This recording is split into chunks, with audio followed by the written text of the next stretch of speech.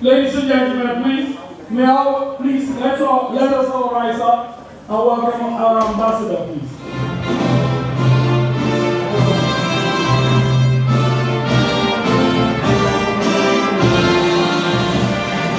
His Excellency.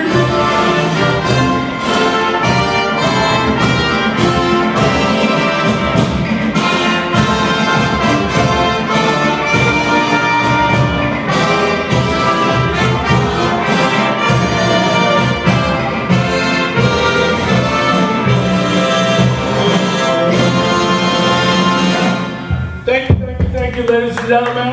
Let's welcome the ambassador all the way from New York City, Ambassador John CHIKA Ejinaka. Welcome, sir. Welcome, sir.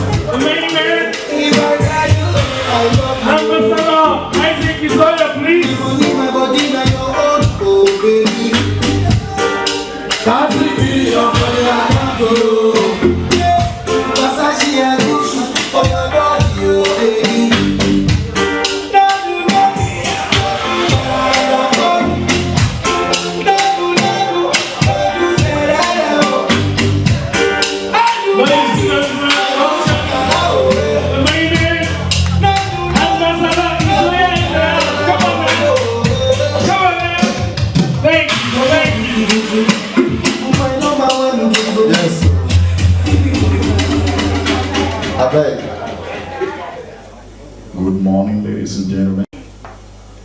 Good morning, His Excellencies.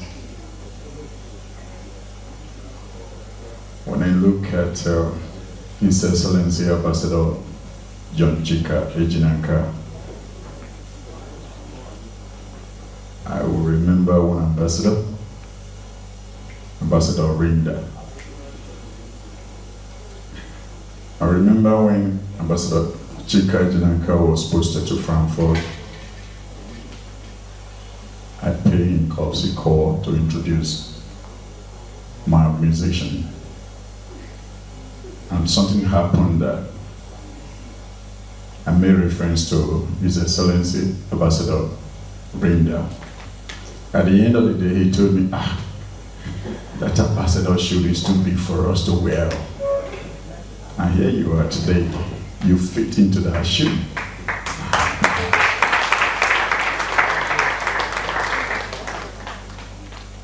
It is good to be good. This is an honorable man that serves with open door policy.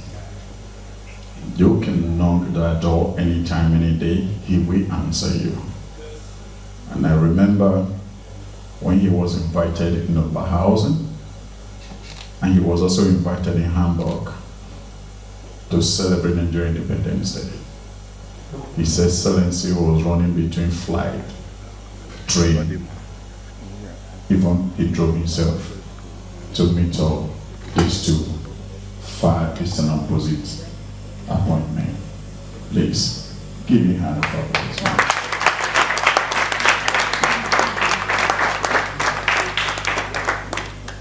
He flew in from New York this morning. And His Excellency, if you happen to be in Frankfurt some years back while he was in office, you will understand what we call a career ambassador and a political ambassador. The difference is 7 up. I remember why Rolosoika said there are eggs and there are eggs. I remember why they say all animals are equal, but some are more equal than others. That means you can call them ambassador, but we have an ambassador in the midst of ambassadors. And that person happens to be in our midst today. He is no other person than Nollywood diaspora grand supporter, His Excellency Honorable John CHIKA Ejinaka. So, to present that noble award to him, in fact, such a great man, one man will not just come here and present that award. We also look for who man the shoe. And it's no other person than the president in the making, the presidential candidate. Federal Republic of Nigeria. Please permit me now, I always call him the young Obama. Now he is here. He started like joke. But when I saw how this guy closed down the airport in Nigeria, I panicked. Fear me. And he is here. My brother, Lawrence.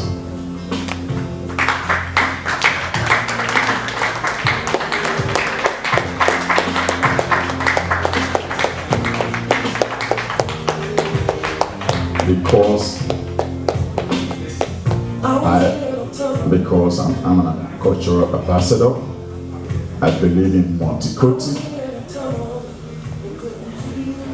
I decided to also name our beautiful couple there to assist in doing this award presentation. Wine, you and your beautiful wife, please.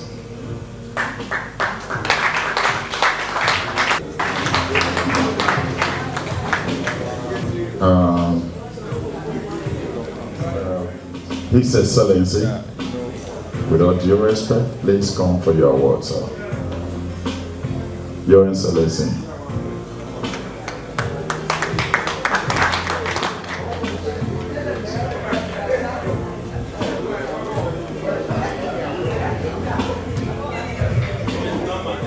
Your Excellency, our dear Ambassador, sir, you may not know what it takes to notice somebody's selflessness. This is not, it's no gainsaying to say that this is not, it is not a stage managed event to have you here. This is being given to you, not even when you were here in Germany, but now you are in the US, in New York. At a time when Nigerians are tired of the way leadership is being done back home, you have not only represented yourself, you have represented those in the diaspora, and testimonies are evident of your selfless service to your nation and to people who deserve to have your attention abroad. My being here running for president is out of the motivation that came from the overwhelming hardship that is bedeviling our people back home. Nigeria as a country is too blessed to be suffering. We have some of the poorest people in the world living in our dear country, Nigeria. A country that is so rich, blessed by a tropical climate, with arable soil that can grow almost every kind of agricultural produce, with a superhuman population that is a prerequisite to any great nation. America has taken advantage of this population to be the giant of the world. China, following suit, India, even Germany, where we are now. Nigeria has not labored to have population, it's a gift from God. What should be a blessing has become a curse, because our leaders have not seen how to harness the potentials of population. We have almost all minerals that can enrich any nation, from solid to liquid to gas. Yet our country cannot boast of feeding our population, providing our population with the basics of livelihood. Leadership back home has failed us. Electricity that shouldn't be a problem has become like a mirage, something that can never happen to us. Our leaders come to Europe to see how the Europeans and Americans and the developed world solve problems, but they blind their eyes and they deaf their ears to it because of corruption, because they know what they get from it. I used to say all our leaders are bad, but people like you, sir, you make a person like me withdraw it to say there are still some good ones.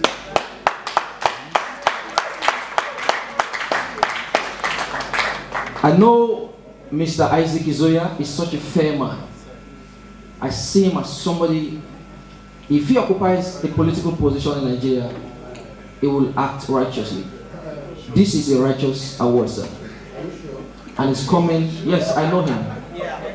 It's a righteous one. It's not coming, like I mentioned, as being stage managed. It's coming from a true point of view that you are actually an ambassador and you deserve to be honored.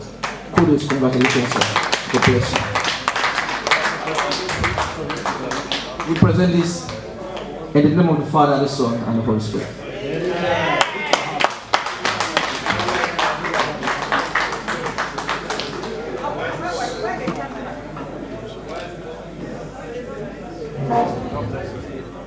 Moment.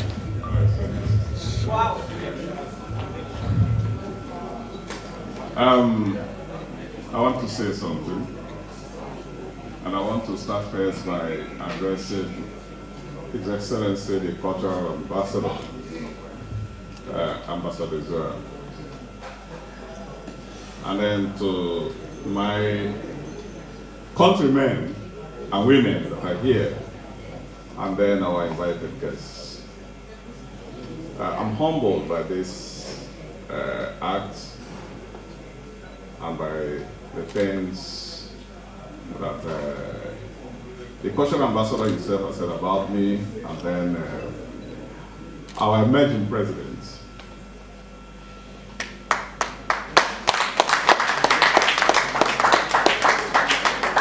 I was in Frankfurt just doing my work, and our work is to project the image of our country, Nigeria, to assist Nigerians in the country, to ensure that they know that they have a home in anywhere you have a Nigerian mission or a consulate. But I want to digress a bit. And I want to tell you that Nigeria needs you today. If there is any time Nigeria needs every of her citizens, it's now. Now, in the sense that we are at a crossroads, so to say. But I want to tell you something. There's no country in the world that developed without the participation of the diaspora. And I can give you magnificent examples. India has a population of 1.3 billion. In fact, more than that, because today India has overtaken China in terms of population.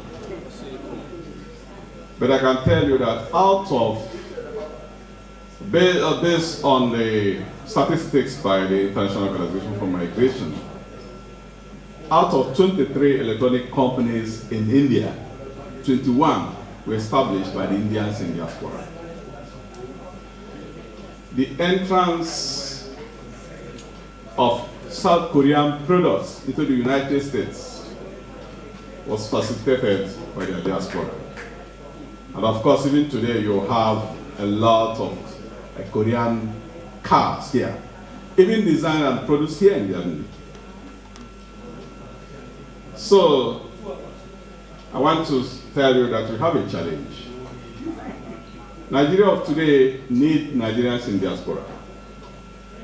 The issue of the world today is driven by international communication technology, the ICT.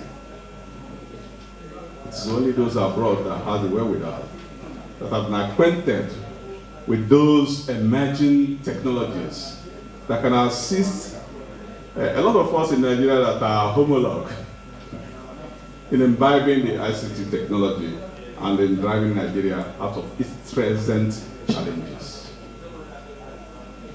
You are all aware that the House has passed and the President has signed the Not Too Young to Run legislation into law. And I'm so happy that I have one here beside me.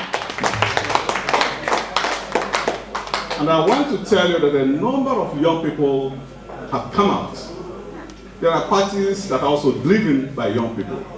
They have been in the network at home, channels, television, and other televisions in Nigeria, talking about what they can do. And you listen to them, you know that they have what it takes to drive the country out of its present challenges. Leadership is not only measured by age or by youth, but it's measured by acumen, intellect in you. We know today President Trump may be 74, but the president in France here is 35. A number of them are within that age bracket. A lot of energy to his beat. But I can tell you, it is not a question of age. It's a question of the knowledge, the capacity you have to deliver. You are all needed to be part of what is happening in Nigeria today. It is not enough to criticize what is happening, but it is most desirable to contribute in solving those challenges. You are here, I've just come from the United States. No problem, no challenges. We are all here partying, enjoying ourselves. But I can tell you it is a challenge to have this kind of scenario back home. So why not you help us to bring Germany to Nigeria?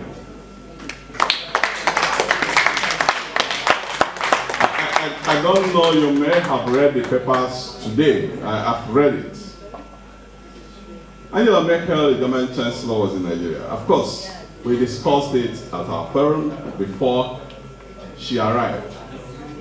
Having served here, I know what she will be part of her engagement when she gets to Nigeria. Issue of irregular migration. That has been a big challenge she has here. But if you look at it, she's engaging Ghana for the establishment of a Volkswagen plant. Yes, sir. And we know we used to have a Volkswagen plant in Nigeria. Yes. And I did say that this country, it doesn't matter the size of your population. This is a very serious country. They're very careful. I've engaged them on the issue of convincing them on investment drive. If the environment is not conducive, they don't come. So I want to appeal to you. You can help us market Nigeria. Well, the challenges are there. There's no country that has not had its challenges. I was a student in Germany in 1979 to 80. I did some program at the University of Saarbrücken. And then I did read history of German development. And I know at a point Bismarck had to say, after he drove away Metternich, Metternich had to move to where he came from in Austria. And he said that the development of German Federation should be done with fist and iron. I think Nigeria has come to that stage where we have to adopt those measures to really make Nigeria great again. And I must tell you, Nigeria is looking up to you. If those at home have not done it, you abroad can do it. Don't relax in the comfort that you have here. Know that you have your brothers and sisters back home that need your hand to uplift them. Thank you very much.